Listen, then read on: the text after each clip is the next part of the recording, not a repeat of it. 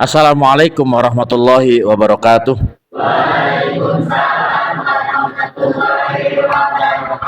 Mantap, jawaban salam yang semangat. Mudah-mudahan sesemangat kita buat belajar sejarah kebudayaan Islam pada pagi hari ini. Selamat pagi 10.03. Sehat semuanya, sehat?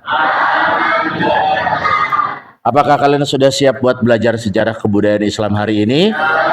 Kalau sudah siap, saya mau lihat semuanya keluarkan dulu bukunya dong. Masa belum udah siap tapi belum dikeluarkan? Ya belum dikeluarkan, silakan dikeluarkan dulu LKS-nya, kemudian buku tulisnya, alat tulisnya, semuanya dikeluarkan. Baru kita bisa mulai pembelajaran. Kalau kalian nggak mengeluarkan buku, kita mau belajar dari mana? Kalau sudah semuanya dikeluarkan bukunya sebelum Pak Ibnu absen, maka alangkah baiknya kita berdoa terlebih dahulu. Semoga pembelajaran kita selain menumbuhkan kecerdasan di otak kita, juga menumbuhkan kecerdasan di hati kita, agar kita tidak menjadi seorang koruptor nanti di dewasa kita. Ini seperti pesan yang telah diutarakan oleh Bapak Menteri Agama, yaitu Bapak Kiai Haji Nazaruddin Umar, bahwa siswa-siswa dan siswi-siswi di madrasah selayaknya tiap pagi harus rutin berdoa, harus rutin membaca Al-Quran, agar nanti dewasa kelak bisa ikut membangun negeri tanpa harus menggerogoti bangsa ini dengan mencari koruptor, dengan menjadi orang yang suka nyogok sana, nyogok sini. Ya, silakan dipimpin doa oleh ketua kelasnya. Adib boleh pimpin doa, jangan lupa baca Fatihah sama raditu billahi rabbil. Siap.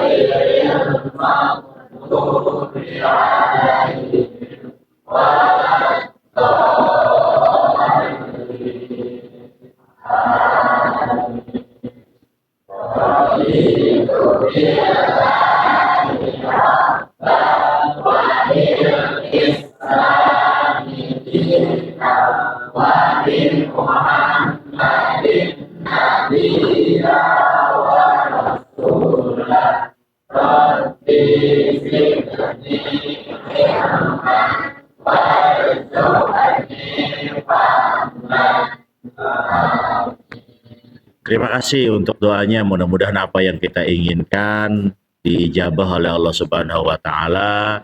Mudah-mudahan kita kelak menjadi manusia yang bermanfaat untuk negara, bangsa dan juga agama. Amin. Sebelum kita mulai, kita absen dulu ya. Adib Nakhlah, Ahmad Faisal, Ananda Zikri, Anastasia Kevara, Armen Syahputra, Atalah Naila, Bilal Faqih, Dea Melihaini, Dika Saputra, oke, Fahari Dafa, Desya Ahza, Galuh, Haikal Mulki Sulaiman, Kalila Nafalibna. Alah, mudah-mudahan diangkat penyakitnya oleh Allah Subhanahu wa taala. Amin. Lintang. Oke, thank you Lintang. Lutfiana. Mekli. Thank you. Maulana Ibrahim. Terima kasih. Mila Nur Ajiza. Muhammad Al-Fajri. Muhammad Dafa Al-Fatih. Muhammad Nur Zaki Afan. Muhammad Iqbal Islami Saleh, Muhammad Zaki Al-Hadafi, Naila Mutiara Zaina, Putri Kamalia, Winisal fi syahrin, Rifda Rihadatul Aisyah, Rifal Adrian, Sofia Sa'bandinata, Sakila Anaya, Vanessa Azura, terakhir Mutiara Az-Zahra. Terima kasih. Berarti yang tidak hadir hanya Khalila Nafalibna ya. Mudah-mudahan segera sembuh biar bisa belajar lagi sama kita bareng-bareng. Amin. Nah, kita ini pertemuan di Jumat ini akan membahas tentang Daulah Umayyah. Sebelum lebih dalam, maka kita harus tahu dulu apa sih tujuan kita belajar Daulah Umayyah. Maka kalian bisa lihat dari tujuan kita belajar Daulah Umayyah. Nah, di sini. Tujuan pembelajaran. Kalian bisa lihat yang pertama, peserta didik mampu menganalisis perkembangan Daulah Umayyah untuk menumbuhkan sikap optimis dan dinamis. Jadi perkembangan Daulah Umayyah itu berkembang dari mulai Muawiyah sebagai khalifah pertama sampai khalifah terakhir. Itu di dalam pemerintahan Daulah Umayyah mengajarkan kita untuk bersikap optimis, juga dinamis, tidak statis. Lawannya dinamis adalah statis. Statis itu diem aja. Nah, Daulah Umayyah ini dinamis sampai bisa diterima oleh orang-orang di luar Arab, bahkan di luar jazirah Arab. Yang kedua, peserta didik mampu menganalisis peran ilmuwan muslim pada masa Daulah Umayyah dalam menumbuhkan jiwa pelajar yang inovatif dan kreatif. Tidak mungkin Daulah Umayyah bisa bertahan kurang lebih sekitar 90-an tahun berkuasa atas beberapa daerah di Jazirah Arab dan luar Jazirah Arab kalau dia tidak inovatif, kalau dia tidak kreatif. Begitupun kita. Kalau kita tidak inovatif, tidak mau berinovasi, tidak bisa berkreasi, kita akan statis di situ aja. Nggak akan bisa bergerak kemana-mana. Sama lah kalau kalian lagi main game Mobile Legends, lagi main Mobile Free Fire atau PUBG, itu kan harus statis apa dinamis? Harus dinamis. Ntar makan makan monster-monster kecil, bergerak ke sana, bergerak ke sini untuk nambah gold, baru bisa menang. Kalau orang diem aja, kalah pergerakan, kalah dinamis dengan musuhnya, pasti kalah. Begitupun Daulah Umayyah. Nah, makanya kita serap inovasi dan kreatifnya. Yang ketiga, peserta didik mampu menganalisis kepemimpinan Umar bin Abdul Aziz dalam menjunjung tinggi nilai kesederhanaan, keadilan, dan prinsip demokrasi untuk kehidupan masa kini dan masa depan. Kenapa? Pertanyaan, Pak, kenapa sih hanya Umar bin Abdul Aziz yang disebutkan di sini, yang harus kita korek, kenapa hanya Umar bin Abdul Aziz? Nanti kalian akan bisa temukan jawabannya, kenapa hanya Umar bin Abdul Aziz yang dibahas secara mendalam di antara khalifah-khalifah Daulah Umayyah. Kemudian, kalau kalian belajar Daulah Umayyah, maka juga harus tahu kalian tuh sudah mencapai tujuan pembelajaran itu apa aja kriterianya. Maka kriteria yang pertama adalah mampu menyebutkan kronologi berdiri dan berkembangnya Daulah Umayyah. Bagaimana proses berdirinya dan berkembang. Kemudian mampu menyebutkan nama ilmuwan muslim pada masa Daulah Umayyah. Siapa aja ilmuwan muslim yang lahir pada masa Daulah Umayyah. Kemudian menganalisis kebijakan Umar bin Abdul Aziz. Laki-laki Umar bin Abdul Aziz. Kemudian peserta didik mampu merumuskan rekomendasi untuk menerapkan nilai-nilai kepemimpinan Umar bin Abdul Aziz di lingkungan madrasah dan masyarakat. Belajar sejarah itu bukan hanya mengingat nama tokoh, tanggal mereka lahir, apa saja yang mereka lakukan, bukan hanya itu.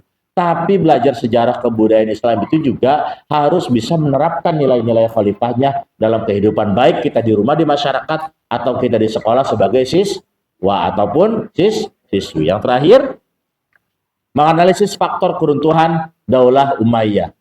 Apa yang menyebabkan Daulah Umayyah harus hancur, harus runtuh, harus hilang? Nanti kita akan pelajari bersama di video-video atau di rumusan-rumusan masalah yang nanti kita akan rumuskan bersama.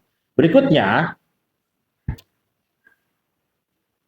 sebelum kita belajar saya coba mau tanya, kenapa pada waktu proses berdirinya Daulah Umayyah itu sampai terjadi pertumpahan darah antara siapa? Antara Ali bin Abi Thalib dan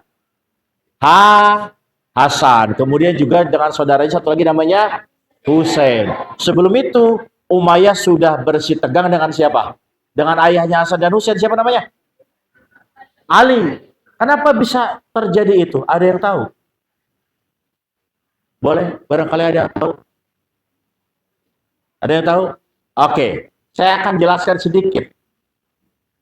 Itu terjadi karena kedua belah pihak itu mempunyai tujuan ingin memimpin pemerintahan Islam setelah meninggalnya Utsman bin Affan. Dengan banyaknya alasan di antara mereka berdua, di antara kedua kelompok mereka. Nah, lebih dalamnya nanti kita akan tonton videonya. Setelah ini kita akan tonton videonya. Kemudian, kenapa sih namanya Daulah Umayyah? Kan nama khalifah pertamanya Muawiyah. Kenapa enggak Daulah Muawiyah? Malah namanya Daulah Umayyah. Walaupun namanya agak mirip-mirip antara Muawiyah dan terakhirnya di sana ada Umayyah. Ada yang tahu kenapa namanya Umayyah bukan Muawiyah? Belum. Ketika belum ada yang tahu, kita akan tonton nanti kenapa alasannya itu Daulah Umayyah, bukan Daulah Muawiyah. Nanti, apakah kalian pernah melihat dari video ataupun artikel-artikel buku bacaan khalifah-khalifah mana saja yang menginspirasi kalian dalam kehidupan, terutama khalifah yang ada pada Daulah Umayyah? Siapa khalifahnya yang menginspirasi kalian? Paling yang terkenal tadi siapa? Umar bin Abdul Aziz. Selain itu apakah ada? Nanti kita akan bisa lihat dalam video-video yang nanti kita akan putar, siapa saja khalifah yang bisa kalian jadikan acuan untuk hidup kalian. Yang jelas khalifah itu kita ambil sudut pandang positifnya. Kita ambil perbuatan positifnya, bukan perbuatan negatifnya. Karena nanti kalian akan penasaran, kenapa hanya Umar bin Abdul Aziz yang disebutkan, kenapa yang lain tidak. Nanti kita akan kupas tuntas semuanya dalam video pembelajaran. Oke, sudah siap buat nonton video pembelajaran ya? Sudah siap. Karena dengan video kalian bisa lebih enak belajarnya. Kita lihat video pembelajaran untuk Daulah Umayyah. Dinasti Bani Umayyah merupakan khalifah pertama yang berdiri setelah masa Khulafaur Ar-Rasyidin. Pendiri dan khalifah pertama dinasti Bani Umayyah adalah Muawiyah bin Abi Sufyan atau Muawiyah I yang menjadi gubernur Syam pada masa pemerintahan Umar bin Khattab dan Utsman bin Affan radhiyallahu anhu. Asal-usul nama dinasti Bani Umayyah berasal dari nama kakek buyut Muawiyah bin Abi Sufyan, yaitu Umayyah bin Abdul Syams bin Abdul Manaf bin Qusay. Terjawab keluh kesah kita tadi. Asal-usul Umayyah dari siapa? Kakeknya siapa? Kakeknya Muawiyah. Muawiyah punya kakek buyut namanya Umayyah.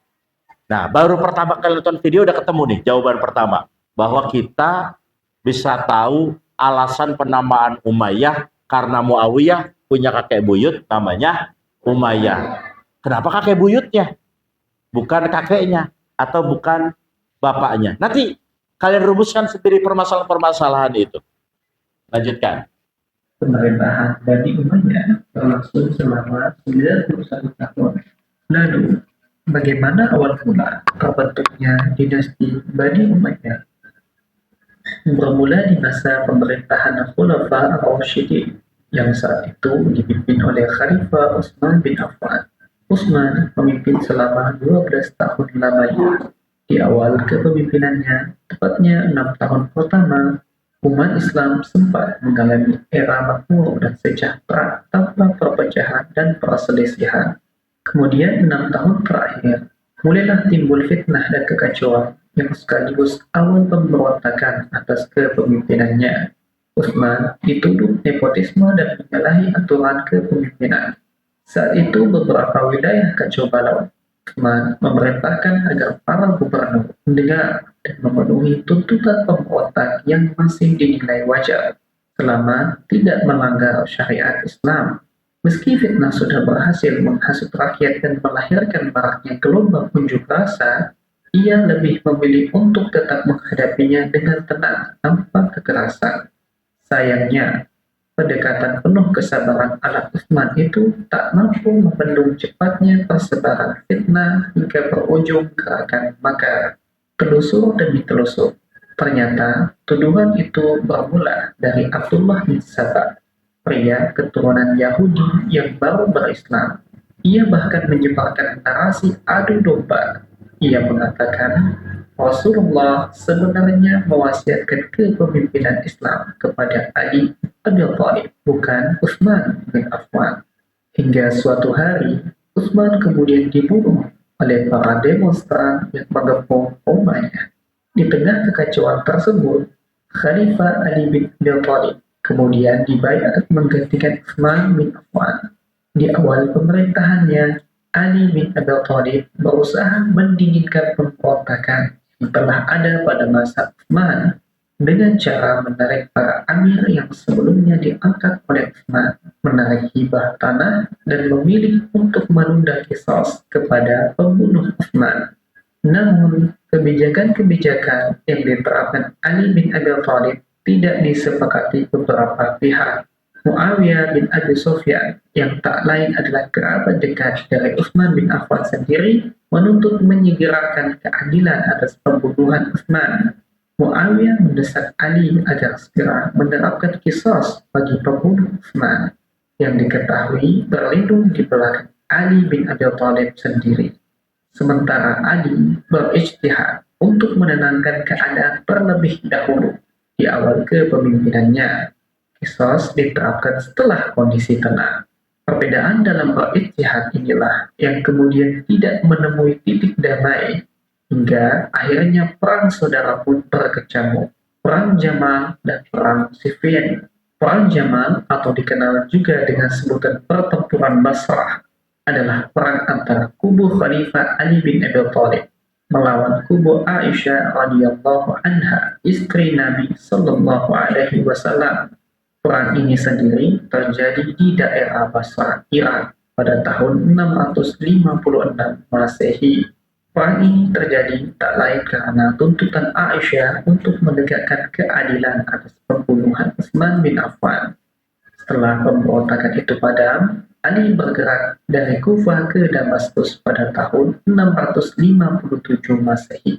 Pasukannya kemudian bertemu dengan pasukan Muawiyah bin Abi Sufyan di Siffin. Keduanya bertempur dan dikenal dengan nama Perang Siffin. Perang ini dilatar belakangi karena alasan serupa, menuntut kisos untuk pembunuh Utsman. Di mata Muawiyah, Ali bin Abi Thalib telah bertindak tidak adil atas terbunuhnya Utsman. Muawiyah mengajak Ali agar kembali kepada hukum Allah. Perang ini berakhir dengan tahkim atau arbitrase atau penyelesaian perkara, tapi tak menyelesaikan masalah. Bahkan menyebabkan munculnya golongan ketiga, yakni Khawarij atau orang-orang yang keluar dari barisan Ali bin Abi Thalib. Umat saat itu terpecah menjadi 3 golongan, yakni yang pertama Muawiyah, kedua Syiah, pengikut Abdullah bin Saba yang menyusup di barisan para Ali bin Abi Thalib, dan yang ketiga Khawarij, orang yang keluar dari barisan Ali bin Abi Thalib. Perpecahan kubu Ali ini menyebabkan tentara Ali makin lemah, hingga pada 20 Ramadan 40 Hijriah, atau tepat pada 660 Masehi, Ali bin Abi Thalib dibunuh oleh Abdullah bin Hujam, pria yang merupakan anggota Khawarij. Setelah peristiwa terbunuhnya Ali, Khalifah Ar-Rasyidin rasmi berakhir. Pasca meninggalnya Ali bin Abi Thalib, orang-orang kemudian membayar Hasan bin Ali. Namun, Hasan lebih memilih untuk menyerahkan kekhalifahan ini kepada Muawiyah bin Abi Sufyan.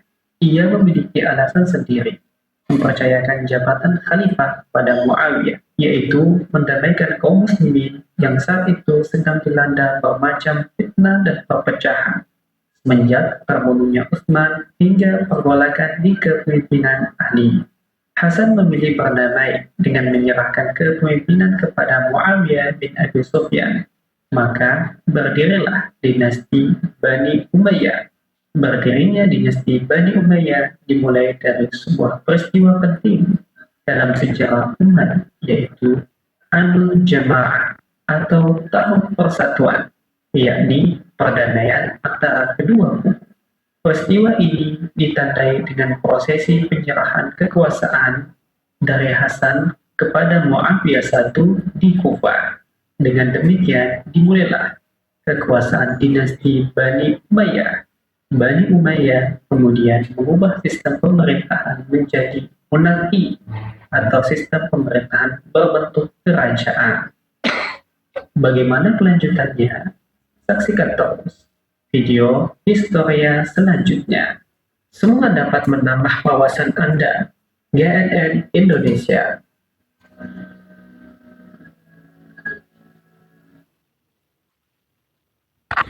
Dari video singkat yang telah kalian lihat tadi, masih banyak banget yang dapat pengetahuan baru tentang bagaimana proses berdirinya Daulah Umayyah. Ada yang mau maju barangkali menyebutkan? Ayo, kamu maju, nggak apa-apa. Maju apa yang kamu dapat tadi dari depan teman-teman. Silakan, bukakan di depan. Dan sebanyak-banyak 3-4 kalimat juga boleh. Dari tadi kenapa berdirinya namanya Daulah Umayyah, kemudian kenapa namanya bukan Umayyah. Ayo, boleh maju ke depan. Yuk.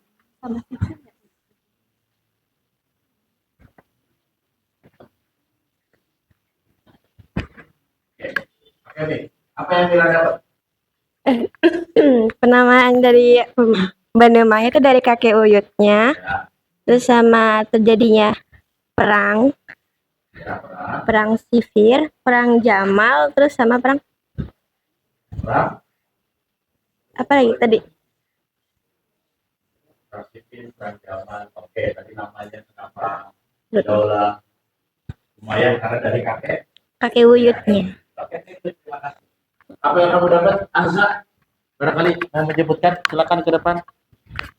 Apa yang Azza dapat? Jadi kita tahu bahwasannya kalau Daulah Umayyah tuh setelah meninggalnya Ali bin Abi Thalib.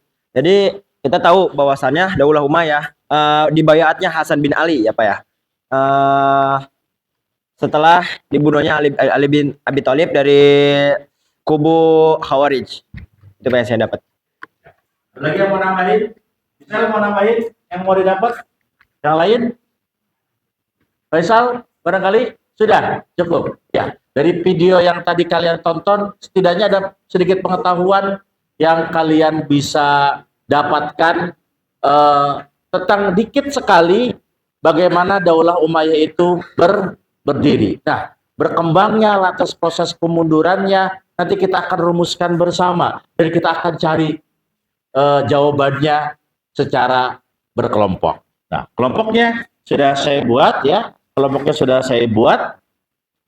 Kalian tinggal berkumpul dengan teman-teman kelompoknya supaya bisa belajar bersama-sama mencari jawaban juga sesuai dengan yang kalian inginkan.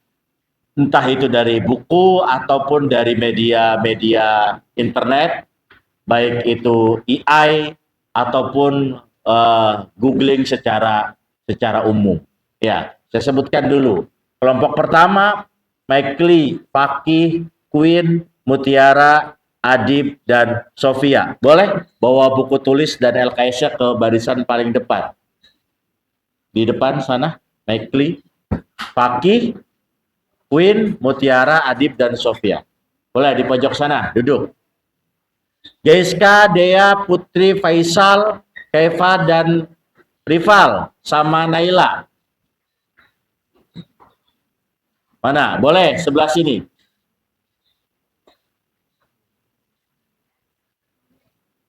Iya.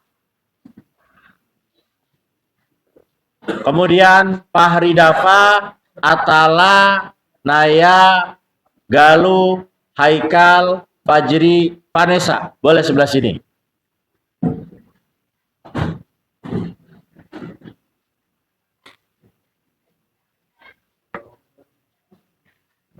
Di sini, Nak. Di sini, duduk di lorong ini.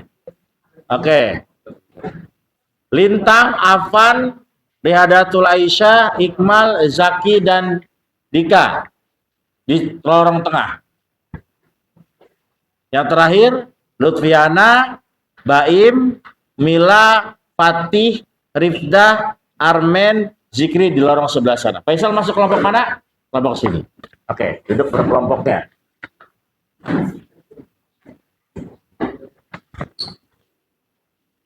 Sudah sesuai dengan kelompoknya?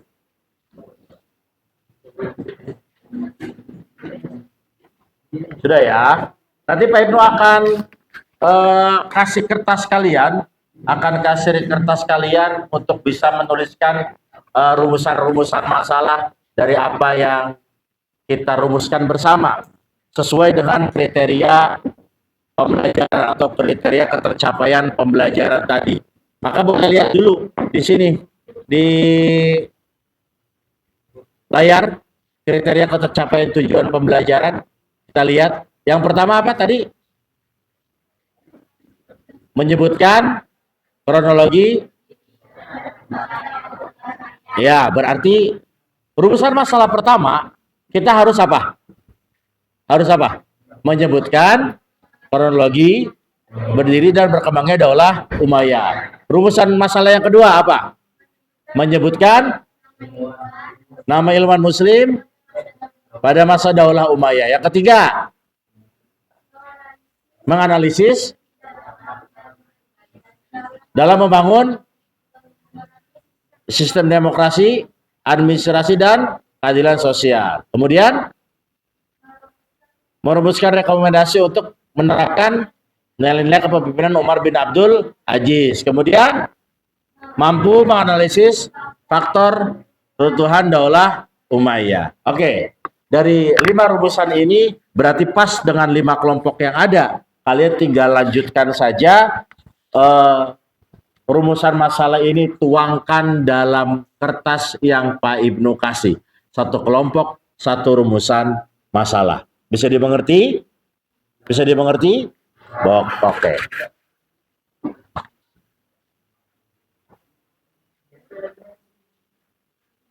Ini kelompoknya Galuh, ini kelompoknya Lita, ini kelompoknya Ripal. Silakan kasih.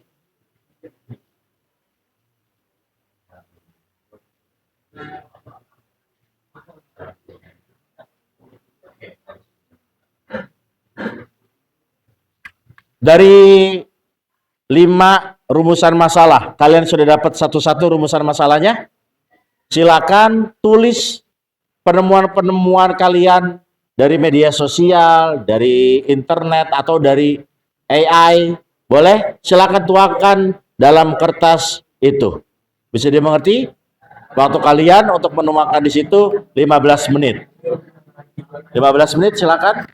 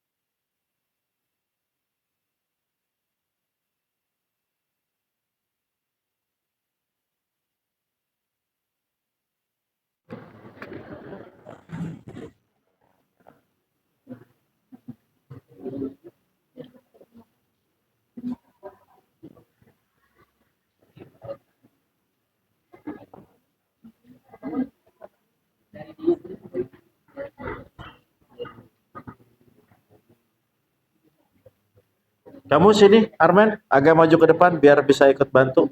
Boleh agak digeser-geser mejanya aja nggak apa-apa.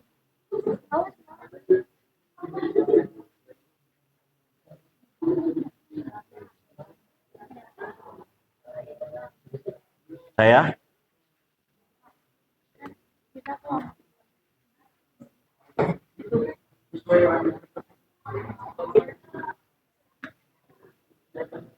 Sesuai yang ada di kertas itu.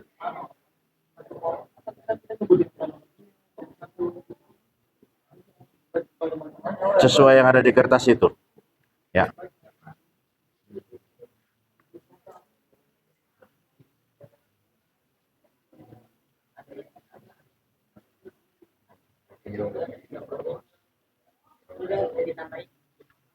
Boleh, silakan kembangin, nggak apa-apa.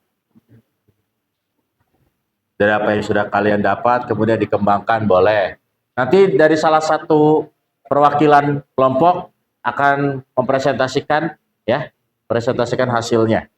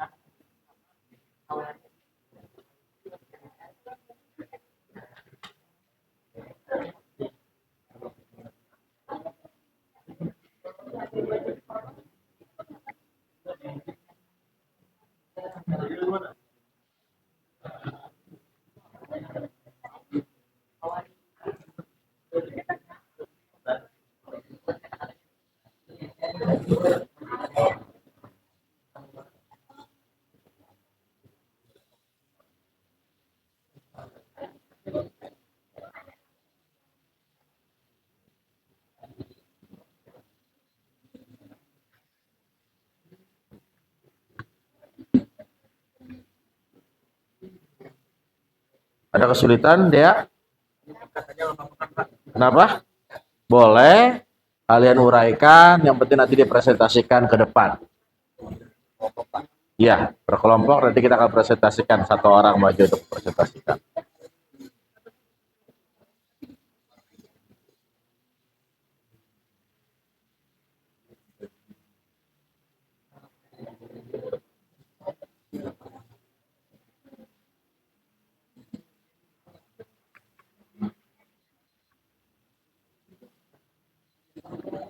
Dufar boleh agak majuan sama Faisal, boleh agak majuan.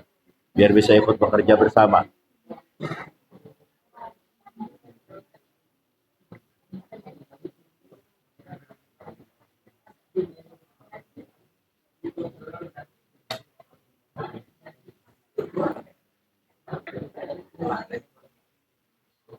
Sok, silakan apa?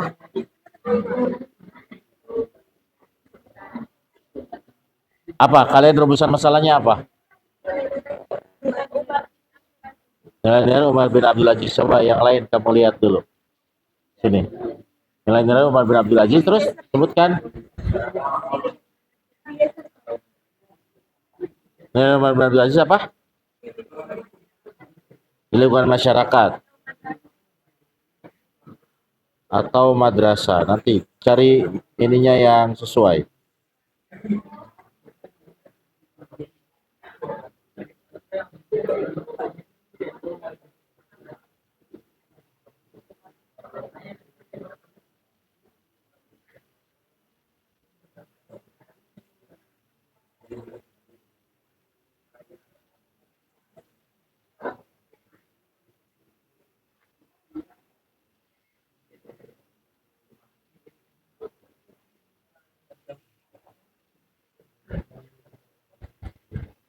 Memang di situ nggak ada jawabannya di sini. Kalian cari di beberapa media.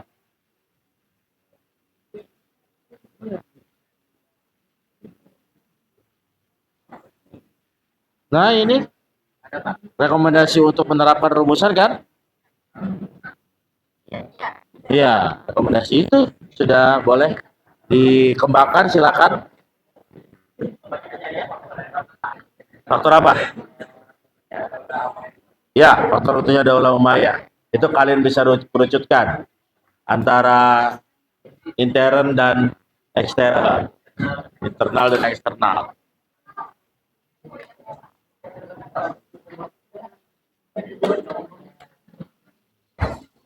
Kalian dapatnya apa?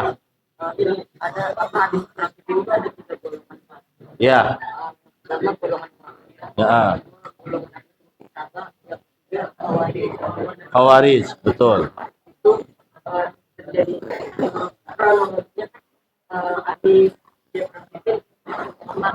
Hmm. Ya.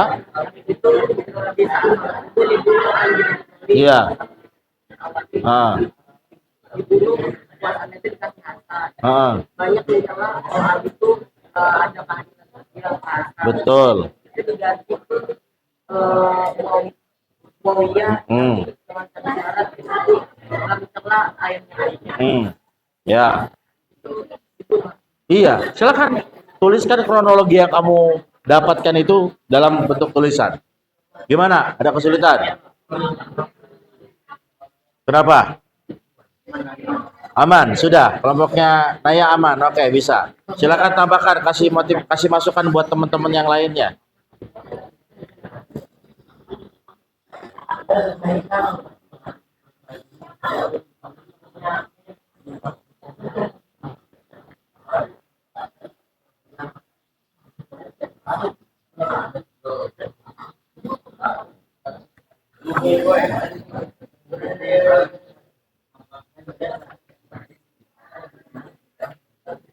Sambil kalian siapkan siapa yang nanti akan presentasi ke depan ya.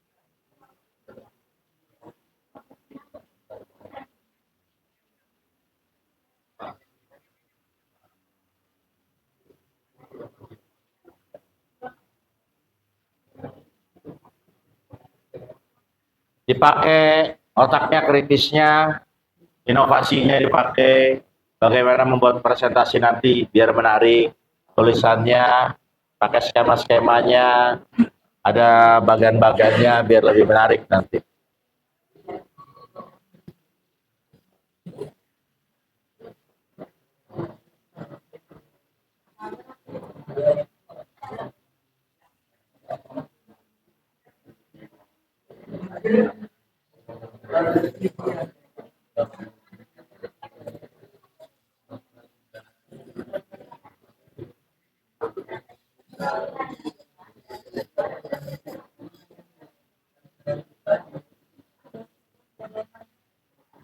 Boleh bernalar kritisnya dituangkan dalam bentuk tulisan.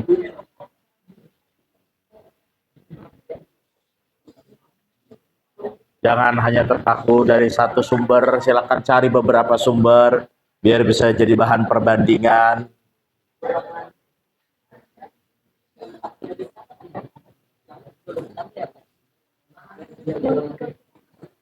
Nggak tahu dari yang kalian dapat aja gimana. Siapa orang-orang ya?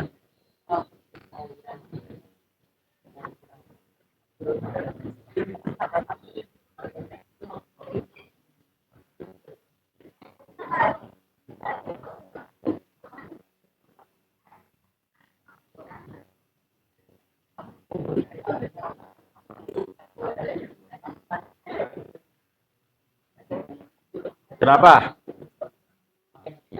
Boleh tambahin? Boleh, silakan tambahin.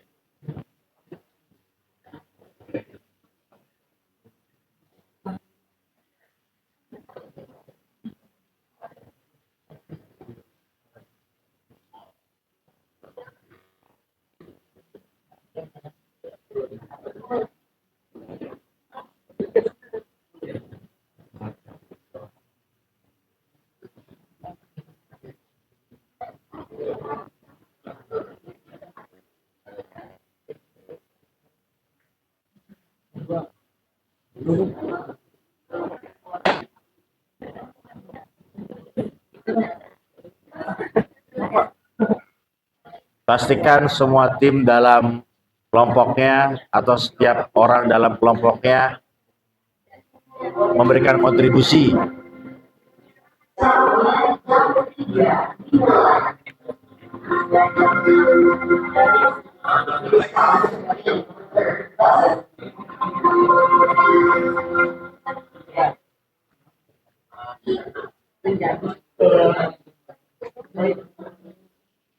Pastikan setiap orang dalam kelompoknya memberikan kontribusi.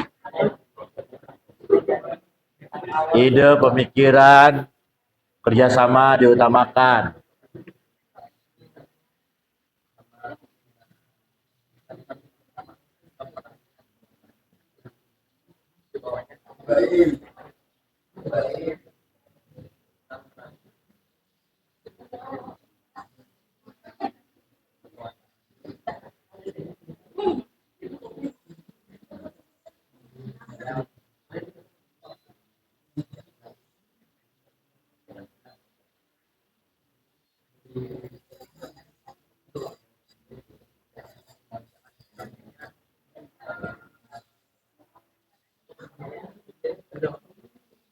Kamu ikut andil, Zikri, ikut andil sama teman-temannya. Bantu, kasih masukan. Bantu nalar kritisnya. Galung, ikut andil sama teman-temannya.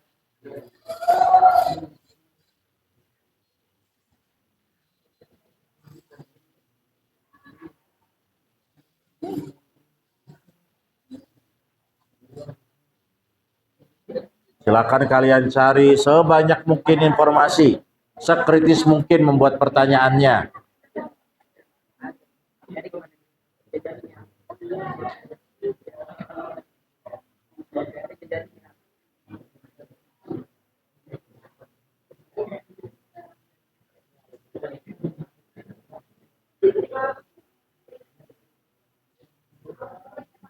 Ya, ayo saling beri kontribusi.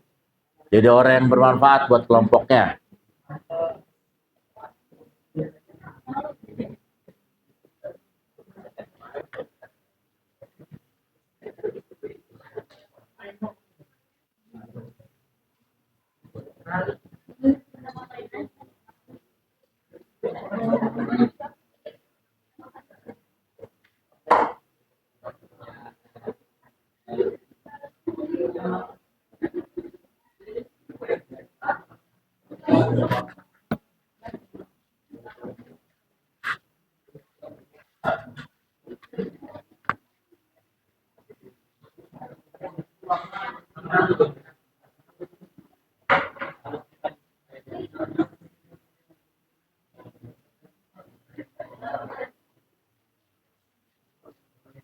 Michelle, bagaimana kelompoknya, ada masalah nggak? Oke, baik.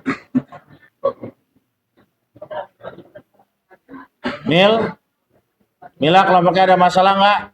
Nggak ada, oke ya. Lintang, kelompoknya oke? Oke, sip. Zaina, Naila. Oke, kelompoknya ya. Udah sejauh apa Keva? Kelompoknya oke? Banyak menemukan sumber-sumber baru.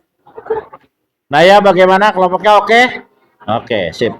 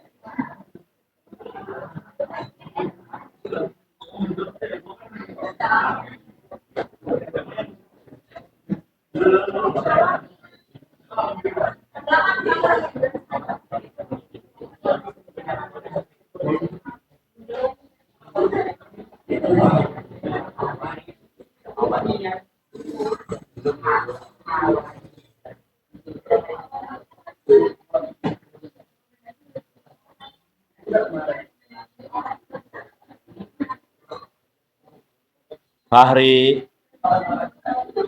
beri kontribusi buat kelompoknya.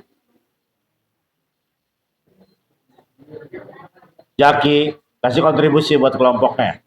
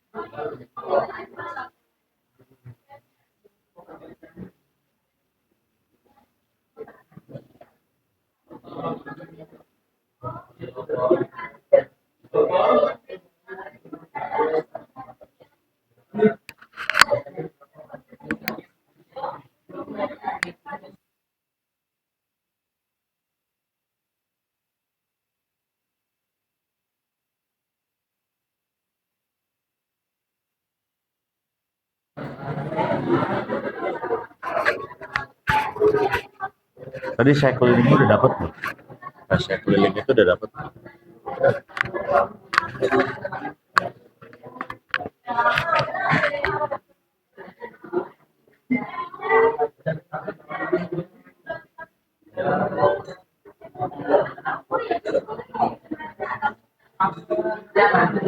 Ayo setiap orang kontribusi sama kelompoknya. Kasih kontribusi buat kelompoknya. Kasih kontribusi buat kelompoknya. Vanessa kasih kontribusi buat kelompoknya. Galuh kasih kontribusi buat kelompoknya.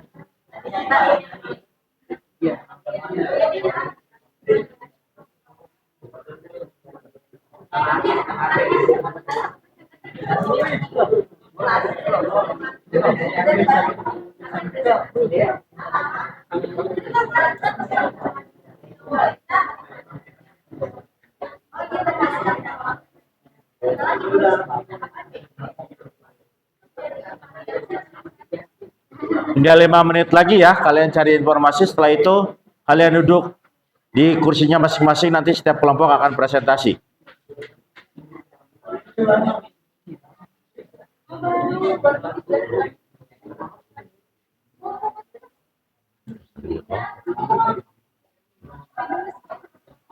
Terus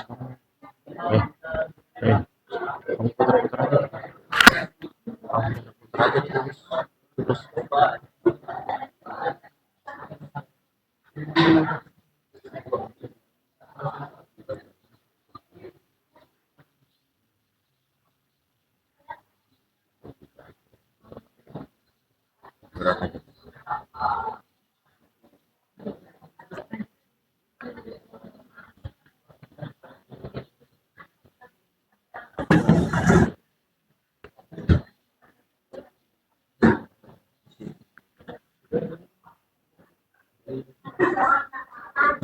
Kontribusi, kasih kontribusi buat teman-temannya, kasih kontribusi buat teman-temannya.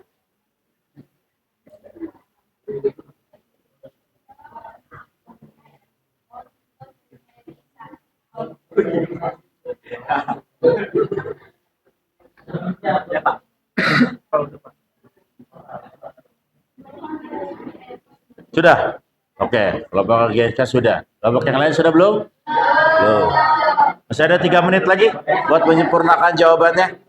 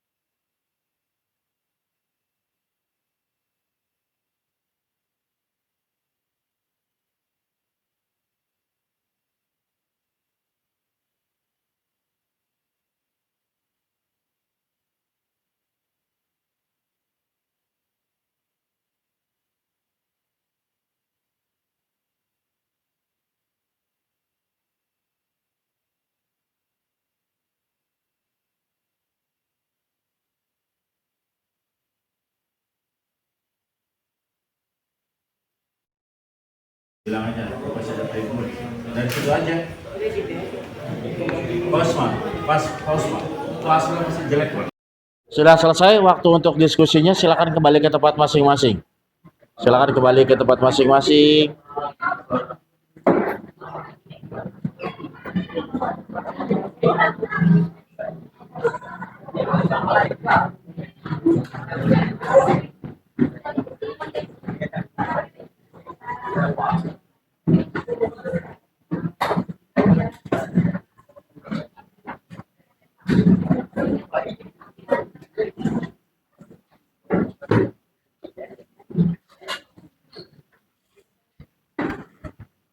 Bagaimana? Sudah menemukan jawabannya?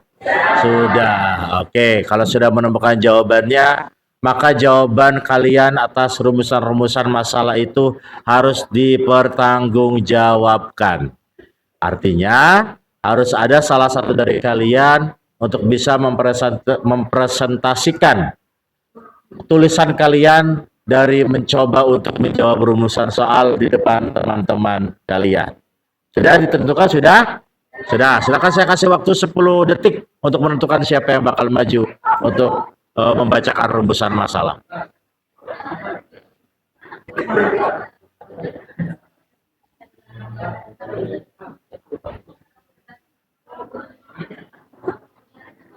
Sudah? Oke. Sudah ya? Dari kelompok pertama, yaitu dari proses atau kronologis berdirinya Daulah Umayyah. Siapa yang mau mempresentasikan? Saya mau presentasi Daulah Umayyah kelompok 1. Ya, kronologi berdirinya kan? Ya, boleh. Afan, maju. Silakan. Saya boleh pegang mikrofonnya. Di depan. Silakan. Assalamualaikum warahmatullahi wabarakatuh.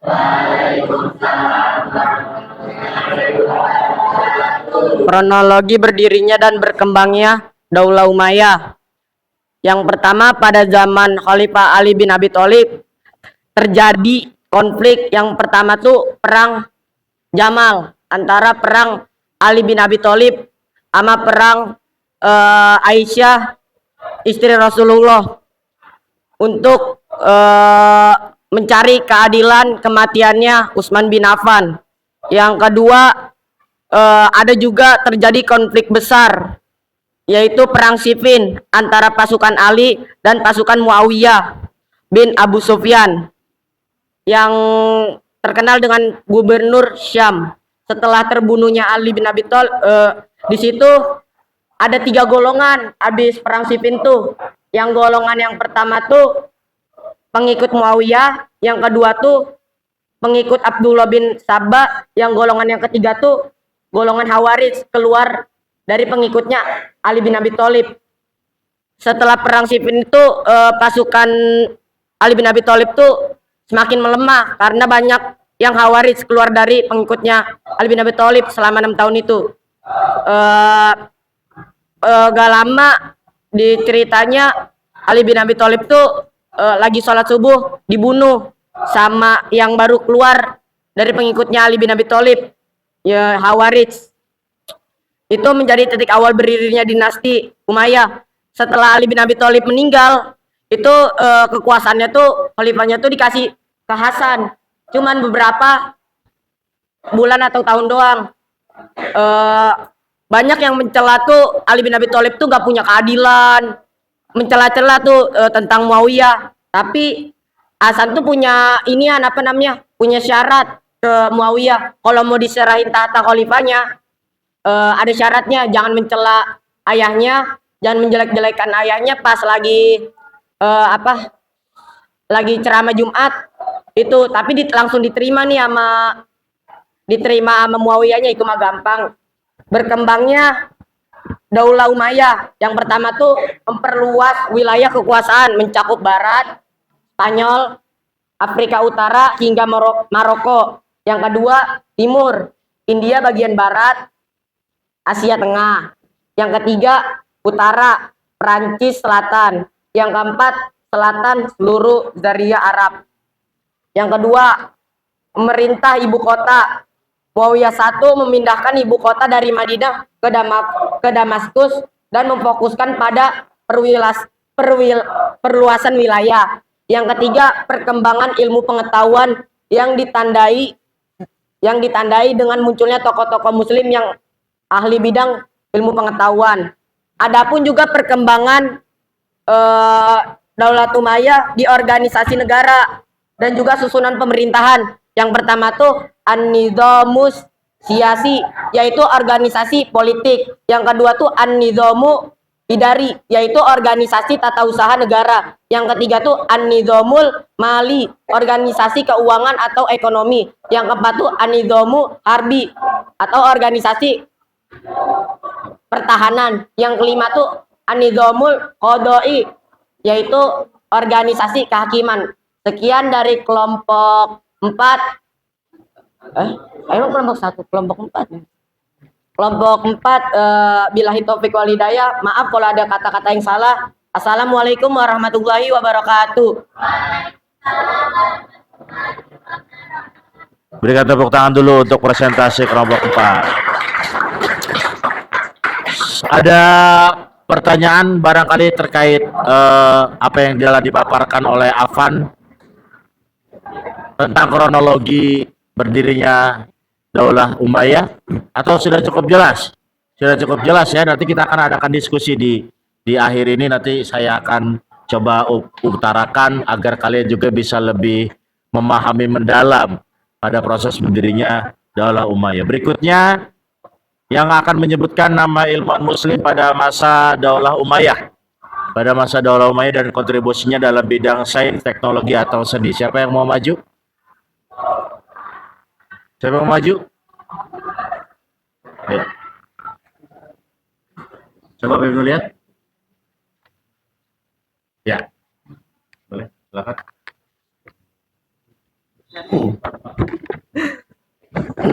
Assalamualaikum warahmatullahi wabarakatuh. Saya akan menyebutkan nama ilmuwan muslim pada masa Daulah Umayyah dan kontribusinya dalam bidang sains, teknologi, dan seni. Yang pertama ada Khalid ibni Yazid, wafat pada tahun 704 Masehi.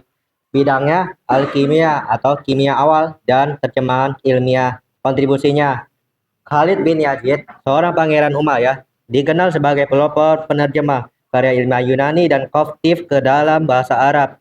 Ia mendorong penerjemah alkimia, astronomi, dan kedokteran dari bahasa Yunani dan Mesir kuno. Terus di geologi Bapak Alkimia Arab karena eksperimennya dalam transportasi logam dan pengembangan metode kimia awal. Terus yang terakhir, karyanya menjadi dasar bagi perkembangan kimia pada masa Al-Abbasiyah, termasuk karya Jabir ibni Hayyan. Yang kedua ada Raja ibni Haywah, wafat pada tahun 730 Masehi. Bidangnya arsitektur dan seni Islam. Kontribusinya, seorang teolog dan insinyur yang terlibat dalam pembangunan Kubah Syakiyah atau bisa disebut Dome of the Rock di Yerusalem pada tahun 691 Masehi. Salah satu mahakarya arsitektur Islam tertua. Yang kedua, merancang struktur kubah dan mosaik yang memadukan unsur Bizantium dengan seni Islam, menciptakan identitas yang visual baru untuk arsitektur keagamaan Islam. Yang ketiga, kontribusinya dalam seni kaligrafi dalam dekorasi geometris menjadi ciri khas seni Umayyah. Yang terakhir ketiga adalah Al-Hajjaj ibni Yusuf al-Tarqari yang wafat pada tahun 719 Masehi. Bidangnya teknologi dan administrasi. Kontribusinya sebagai gubernur Irak, ia mereformati sistem irigasi dengan membangun kanal dan memperbaiki infrastruktur pertanian dan meningkatkan produktivitas lahan. Kedua, memperkenalkan sistem port atau barit yang efisien menggunakan jaringan kurir dan stasiun rel untuk komunikasi antar daerah. Dan yang terakhir, mendorong standar dari tulisan Arab yang memengaruhi kaligrafi dan dokumentasi ilmiah. Sekian dari kelompok 3. Wassalamualaikum warahmatullahi wabarakatuh. Beri tepuk tangan. Oke. Kalau yang tadi dipaparkan oleh Dafa Fahri itu banyak sekali ternyata ilmuwan muslim yang sudah lahir dan mengembangkan dirinya setelah berkontribusi dalam pemerintahan Daulah Umayyah. Kemudian yang berikutnya yaitu adalah analisis kebijakan Umar bin Abdul Aziz dalam membangun ekonomi, sistem demokrasi, administrasi, dan keadilan sosial. Siapa yang mau presentasi? Oke, silakan. Nila Nur Aziza.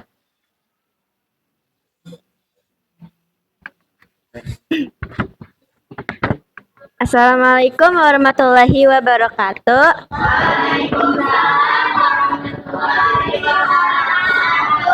Saya selaku perwakilan kelompok 5 akan menjawab pertanyaan kebijakan Umar bin Abdul Aziz dalam membangun ekonomi, sistem demokrasi, administrasi, dan keadilan sosial. Umar bin Abdul Aziz ini dikenal sebagai khalifah yang mereformasikan sistem ekonomi dengan fokus pada pemerataan kekayaan dan penghapusan kesenjangan sosial. Itu kebijakan ekonominya. 1. Penghapusan pajak diskriminatif, yaitu penghapusan jizyah, pajak pelindungan bagi non-muslim. Kedua, redistribusi kekayaan, mengembalikan tanah yang dirampas secara tidak adil. Yang ketiga, pembangunan infrastruktur yang publik, menyediakan bantuan kepada petani miskin. Yang kedua, reformasi administrasi. Umar bin Abdul Aziz mereformasikan birokrasi untuk memastikan pemerintahan yang bersih dan responsif. 1. Menunjukkan penjabat berintegritas, memilih gubernur dan penjabat berdasarkan kompetensi dan kejujuran. Yang kedua, desentralisasi dan partisipasi publik, membuka pintu pengaduan bagi rakyat. Yang ketiga, transparansi anggaran, memerintahkan pencatatan pendapatan dan pengeluaran negara secara detail. Yang ketiga, keadilan sosial. Umar bin Abdul Aziz menekankan kesetaraan di depan hukum dan perlindungan hak-hak kelompok marginal. Yang pertama, kesetaraan antara Arab dan non-Arab, yaitu menghapuskan sistem ashabiyah, kesukaannya memberikan hak-hak kelompok yang marginal. Yang kedua, emansipasi budak, artinya mengalokasikan dana zakat untuk membebaskan budak secara besar-besaran. Yang ketiga, perlindungan minoritas atau melarang penghinaan terhadap tempat ibadah non-muslim. Sekian presentasi dari saya. Kurang lebihnya saya mohon maaf. Wassalamualaikum warahmatullahi wabarakatuh. Terima kasih Mila Nur Aziza. Selanjutnya,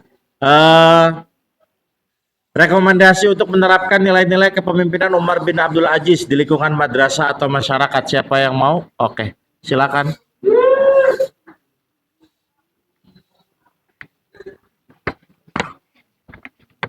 Assalamualaikum warahmatullahi wabarakatuh.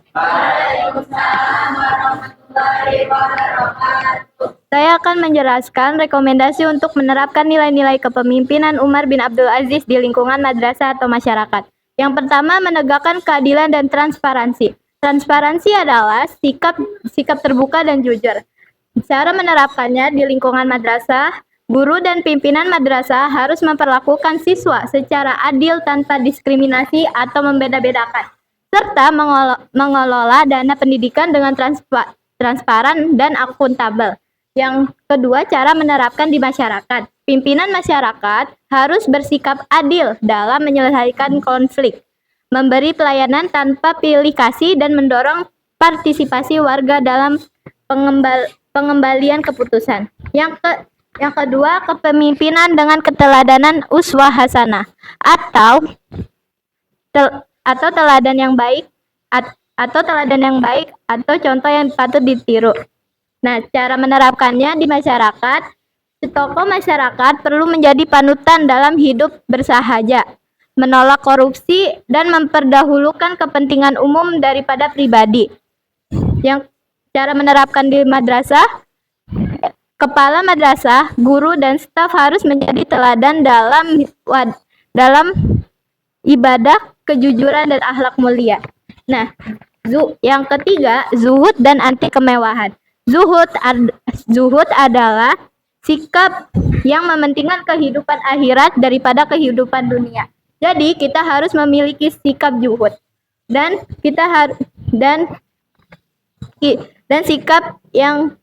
sikap anti mewah, yaitu sikap yang tidak mementingkan kemewahan duniawi. karena di lingkungan kita banyak yang hidupnya mewah. Jadi ini kritik terhadap budaya konsumtif dan pencitraan. Umar bin Abdul Aziz menolak hidup mewah. Menolak hidup mewah bahkan saat memiliki kuasa. Di cara menerapkannya di madrasah perlu mengkritis gaya hidup konsumerisme di kalangan siswa dan guru. Nah, konsumerisme adalah sebuah proses di mana seseorang atau kelompok masyarakat cenderung lebih fokus pada konsumsi barang dan jasa dengan mengabaikan kebutuhan yang sebenarnya dan lebih dipengaruhi oleh keinginan atau gaya hidup yang sedang populer. Nah, cara menerapkannya di lingkungan masyarakat adalah masyarakat perlu menolak pemimpin yang menonjolkan pencitraan bukan pelayanan. Tindakan-tindakan populis tanpa dampak nyata harus dievaluasi. Nah, yang terakhir, perang melawan korupsi dan menyalahgunakan wewenang. Perang melawan korupsi adalah usaha serius untuk menghentikan orang-orang yang menggunakan jabatannya untuk keuntungan pribadi, merugikan negara, dan menyusahkan rakyat. Nah, cara menerapkannya di lingkungan madrasah dan yayasan pendidikan, terapkan sistem audit keuangan dan transparansi anggaran berbasis digital, publikasikan laporan keuangan secara terbuka. Nah, cara menerapkan di masyarakat membentuk forum warga independen untuk menguasai penggunaan dana sosial, zakat, dan APBDes. Kembangkan budaya whistleblower berbasis nilai Islam. Sekian presentasi dari kelompok 1, kurang lebihnya kami mohon maaf. Wassalamualaikum warahmatullahi wabarakatuh. Terima kasih. Selanjutnya yang terakhir ya. Yang terakhir itu apa? Faktor kemunduran Daulah Umayyah. Siapa yang mau maju?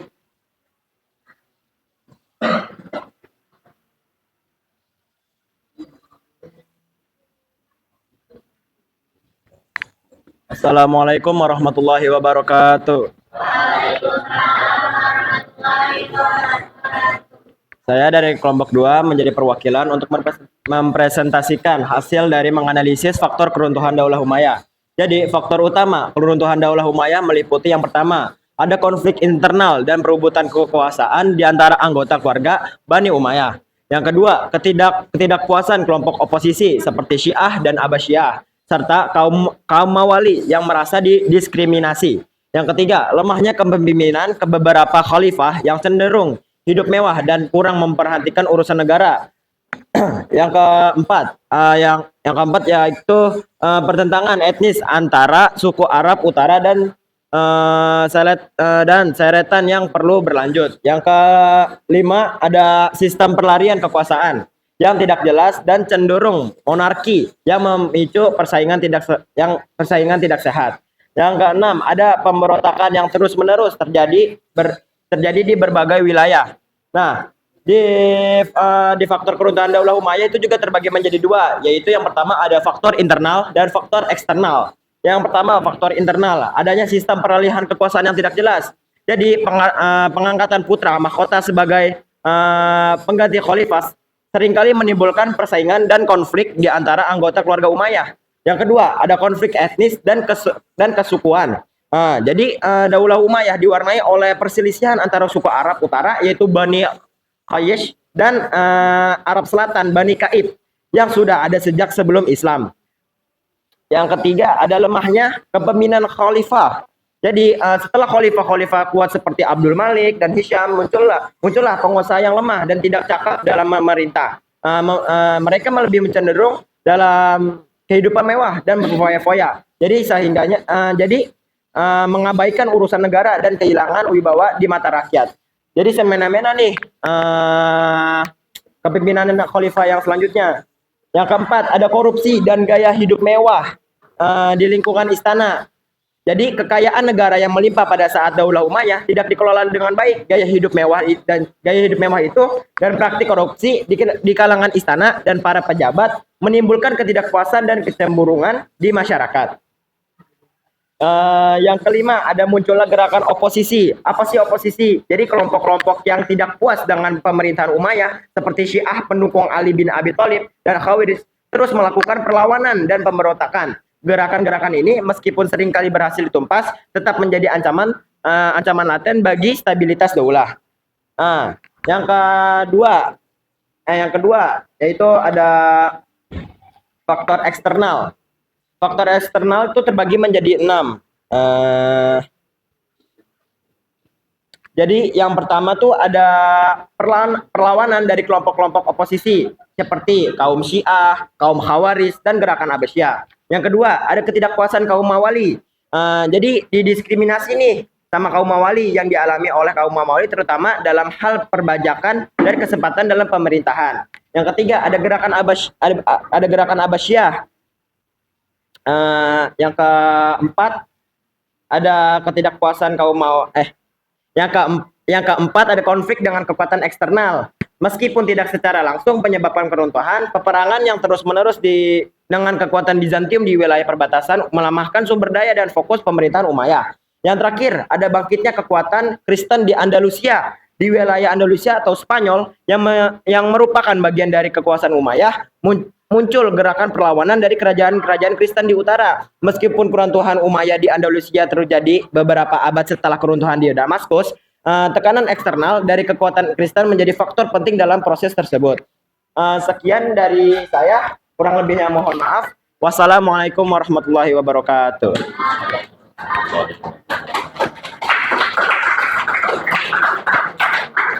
Oke. Terima kasih buat beberapa persentase dari masing-masing kelompok dari 5 rumusan masalah yang sudah kita rumuskan tadi di awal. Akhirnya kalian mampu menjawab satu persatu rumusan masalah tersebut dengan sangat baik. Hanya saja harus kita lebih diskusikan lagi. Dari 5 rumusan masalah tersebut, ada hal-hal yang lebih mendalam yang kalian juga harus tahu. Salah satunya adalah rumusan masalah pertama itu tadi muncul apa? Rumusan masalah pertama itu adalah proses berdirinya. Proses berdirinya Daulah Umayyah itu seperti apa? Sudah dipaparkan oleh Afan tadi. Muncul di benak kalian pertanyaan. Apa? Coba pertanyaannya. Ketika Ali dalam tanda kutip berantem sama Muawiyah. Kemudian Muawiyah berantem dengan Hasan. Kemudian anaknya Muawiyah siapa namanya? Yazid berantem dengan Husain. Muncul nggak pertanyaan di diri kalian? Apa pertanyaannya? Kok pada berantem? Kan gitu kan? Kok pada berantem sih? Kenapa bisa berantem? Kenapa bisa terjadi keributan? Kan mereka sahabat-sahabat Nabi. Maka kita akan punya pertanyaan sangat besar. Yang pertanyaan itu kalian rumuskan, apa permasalahan yang membuat sahabat Nabi harus berantem untuk mencapai sebuah tujuan. Oke, jawaban pertama bisa kita dapatkan dari paparan Afan, yaitu apa tadi? Muawiyah tidak percaya terhadap kepemimpinan Utsman. Makanya kemudian pengen Utsman itu menyelidiki terlebih dahulu pengen Ali itu menyelidiki dulu siapa pembunuh Utsman. Muawiyah tidak percaya terhadap kepemimpinan Ali, kepengen Muawiyah cari dulu siapa pembunuh Utsman. Karena berbeda pandangan ini, Ali pengennya menstabilkan dulu pemerintahan, Muawiyah pengennya cari dulu pembunuh Utsman. Karena perbedaan pendapat muncullah keributan. Ya, itu tuh. Jadi bukan hal yang tabu dalam umat Islam itu terjadi peperangan antara sahabat tuh. Dari dulunya memang sudah ada. Dan ini pengetahuan baru kalian, betul atau tidak?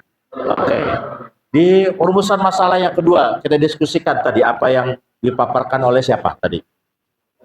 Yang kedua tadi masalah ilmuwan-ilmuwan. Siapa ilmuwan? Dafa ya. Ilmuwan-ilmuwan. Ternyata banyak ilmuwan-ilmuwan muslim sudah ada pada masa Daulah Umayyah, dari mulai arsitek, kemudian ilmu desain, ilmu geografis, walaupun masih sederhana. Artinya agama Islam itu berkembang, yang harus kita ketahui itu bukan hanya urusan fikih, bukan hanya urusan tauhid, bukan hanya urusan akhlak. Ternyata ilmu pengetahuan yang kita pelajarin yang konon katanya tidak mendapatkan pahala kalau kata orang-orang yang fundamental, ternyata sudah berdiri pada zaman Daulah Umayyah. Yang ketiga, yang harus kita diskusikan apa? Kebijakan Umar bin Abdul Aziz dikaitkan sama yang keempat, ketika kita praktikkan dalam kehidupan modern. Bagaimana Umar bin Abdul Aziz itu bersifat demokratis. Kemudian dalam anggaran juga dia transparan. Kemudian adil. Tadi yang disampaikan oleh Sofia itu adalah zuhud. Kemudian apa lagi? Selain zuhud, adil, apa lagi? Apa? Tadi tidak memperkaya diri sendiri. Nah, baru kita bisa simpulkan nih, kenapa hanya Umar bin Abdul Aziz yang disebutkan di sini? Ayo, kenapa? Berarti kita bisa tahu jawabannya. Apa? Kenapa hanya Umar bin Abdul Aziz? Khalifah-khalifah yang lain di Daulah Umayyah tidak sebaik Umar bin Abdul Aziz. Makanya kaitannya sama rumusan masalah yang kelima yang tadi diutarakan oleh Gaiska, yaitu bisa terjadinya runtuh pemerintahan Daulah Umayyah karena kebanyakan khalifahnya tidak amanah. Itu dari intern atau ekstern?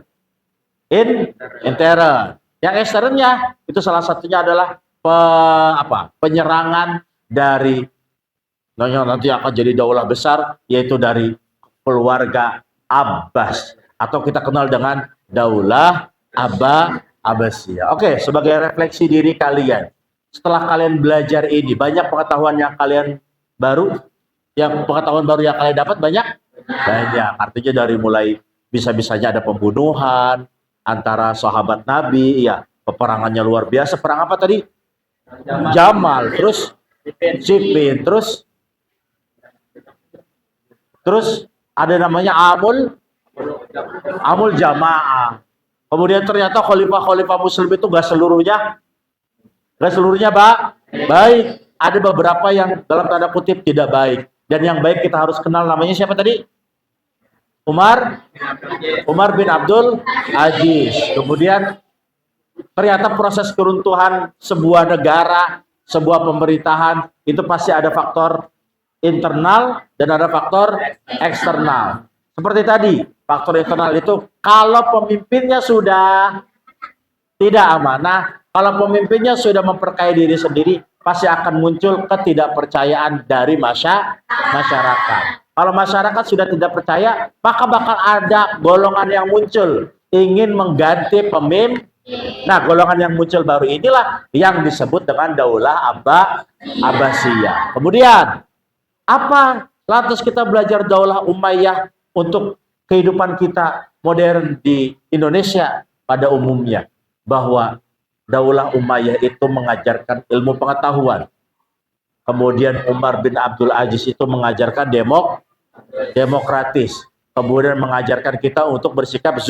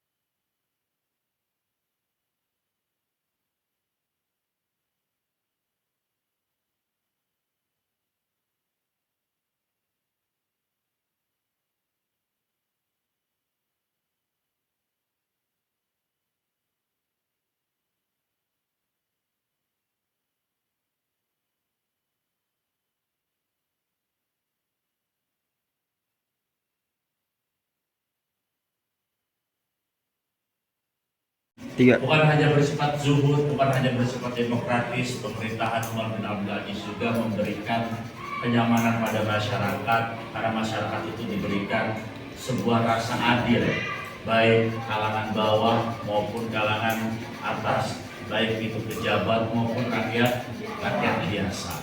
Artinya refleksi kita dari pertemuan kita hari ini, banyak sekali pengetahuan yang baru kita dapat, yang sebelumnya kita anggap bahwa semuanya di dunia Islam itu baik-baik saja. Kita akan coba membuka jendela kita tentang bagaimana sih sebenarnya sejarah khalifah-khalifah, daulah-daulah itu akan lebih banyak lagi nanti.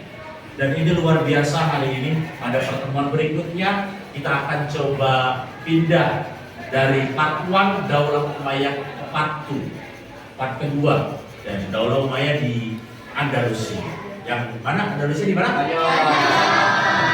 Artinya dari Jazirah Arab, dari orang-orang yang biasa ketemu cuma sama onta, cuma sama kurma, akan coba move ke daerah Eropa yang suhunya ada saljunya, ada mereka pakai jaket, cara mereka berbicara juga berbeda. Bagaimana sistem pemerintahan Islam ketika bertemu dengan orang-orang Eropa, kita akan bahas di pertemuan berikutnya, yaitu Daulah Umayyah di Andalusia. Tangan untuk kita semua. Luar biasa informasinya, luar biasa pemaparannya. Ini namanya pembelajaran program based learning atau belajar dari masalah. Nanti kita akan uraikan masalah-masalah berikutnya pada dinasti atau Daulah Umayyah di Andalusia. Dan kita cukupkan pertemuan hari ini dengan membaca kafaratul majlis. Bismillahirrahmanirrahim. Subhanallahumma wa bihamdika asyhadu an la ilaha illa anta astaghfiruka wa atubu ilaik. Terima kasih atas segala perhatian. Sekali lagi beri tepuk tangan untuk kita semua. Waalaikumsalam warahmatullahi wabarakatuh.